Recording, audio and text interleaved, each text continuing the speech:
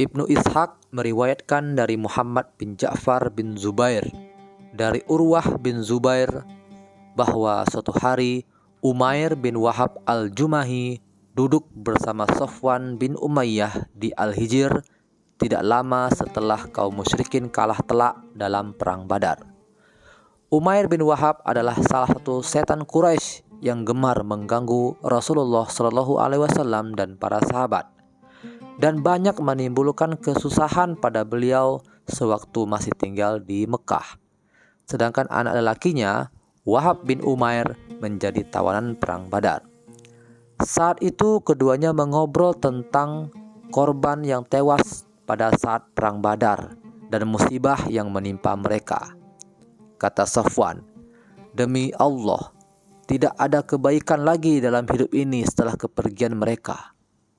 Umair menjawab, "Engkau benar. Demi Allah, kalau saja aku tidak punya tanggungan hutang dan tidak punya keluarga yang kukhawatirkan akan terlantar bila ku tinggalkan, pasti sudah kupacu kendaraanku ke tempat Muhammad dan kuhabisi ia. Terlebih lagi, aku punya alasan lain untuk bertemu mereka, yaitu anak lelakiku menjadi tawanan mereka."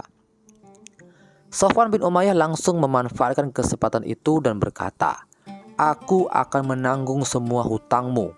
Keluargamu akan kuurus bersama keluargaku dan kunafkahi sepanjang hidup mereka. Tidak ada keberatan apapun yang bisa mengendurkanku dari mengurus mereka." Umair berkata, "Kalau begitu, kesepakatan ini menjadi rahasia kita berdua." Safwan menjawab, "Baiklah." Selanjutnya, Umair meminta agar pedangnya diasah dan dibubuhi racun. Lalu berangkatlah ia ke Madinah. Sewaktu ia sampai di tujuan, Umar bin Khattab sedang berbincang bersama sejumlah kaum muslimin. Mereka mengobrol tentang perang Badar, tentang kemuliaan yang dianugerahkan Allah kepada mereka dalam perang ini, tentang bagaimana dia memperlihatkan kekuasaannya atas musuh mereka. Tiba-tiba Umar bin Khattab melihat Umair bin Wahab yang sedang berdiri di pintu masjid dengan berselempangkan pedang. Spontan Umar berseru, "Itu anjing musuh Allah, Umair bin Wahab. Demi Allah, tidak mungkin ia datang kemari kalau tidak untuk melakukan kejahatan.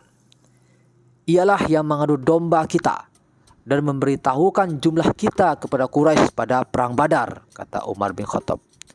Langsung saja Umar menemui Rasulullah SAW dan melaporkan, "Wahai Rasulullah, ada musuh Allah Umair bin Wahab yang datang sambil menghunus pedang." Rasulullah menjawab, "Bawalah ia menemuiku, wahai Umar." Umar pun bergegas mendatangi Umair. Disambarnya tali pedang Umair dan dikalungkannya ke leher pemiliknya. Kepada sahabat Ansor yang hadir, ia perintahkan, "Ikutlah masuk ke tempat Rasulullah, duduklah dekat beliau dan awasi gerak-gerik manusia keji ini, sebab ia tidak bisa dipercaya," kata Umar. Setelah itu, Umar pun menggiring Umair menghadap Rasulullah SAW. Ketika melihat kedatangan Umair di gelandang Umar yang memegangi tali pedangnya, Rasulullah memerintahkan, "Lepaskanlah ia Umar. Mendekatlah ke sini wahai Umair." Maka Umair pun mendekat dan mengucapkan, "Selamat pagi wahai Muhammad." Ini adalah salam yang berlaku di antara orang jahiliyah. Maka Rasulullah SAW menyahut, "Allah telah memuliakan kami dengan salam yang lebih baik daripada salammu tadi, yaitu salam penghuni surga," kata Rasulullah SAW. Umair menjawab, "Demi Allah, wahai Muhammad, aku baru tahu." Rasulullah bertanya, "Untuk apa engkau datang kemari, wahai Umair?" Ia menjawab, "Aku datang untuk seorang tawanan yang ada di tanganmu, maka perlakukanlah ia dengan baik."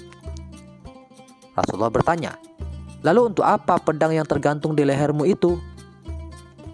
Umair berkilah, "Ini pedang sial, sama sekali tak berguna bagi kami."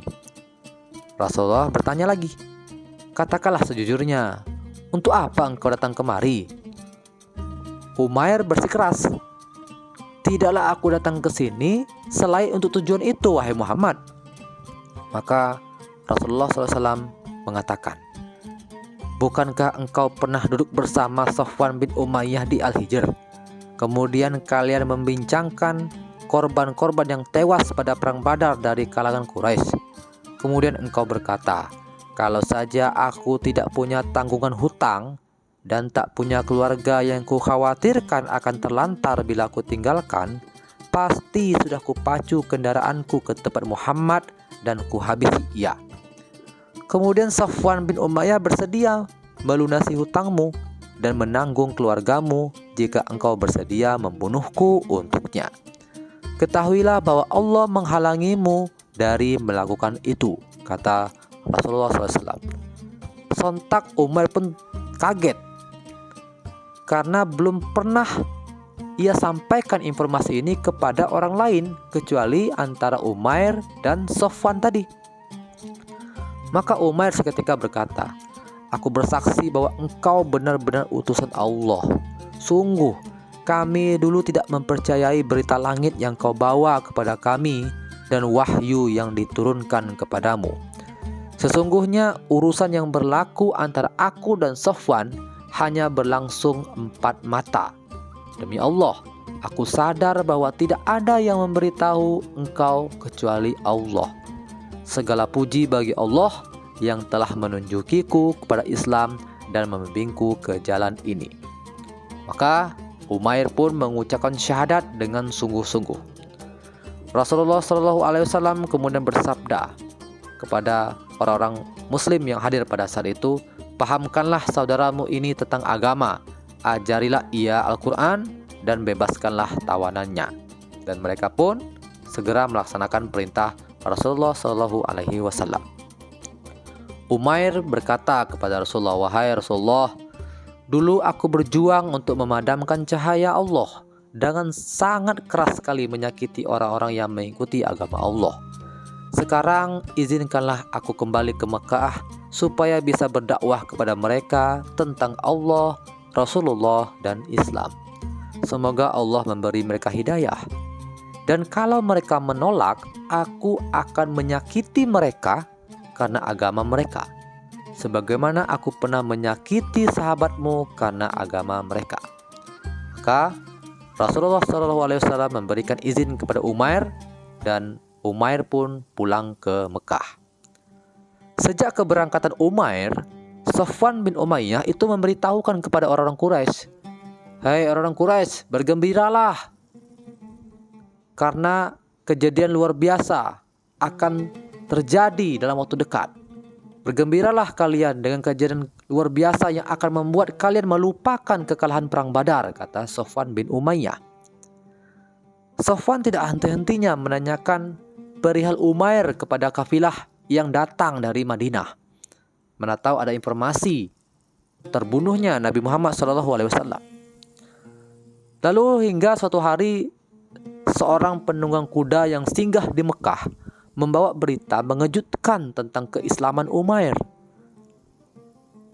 Safwan pun kaget. Kok dia yang masuk Islam?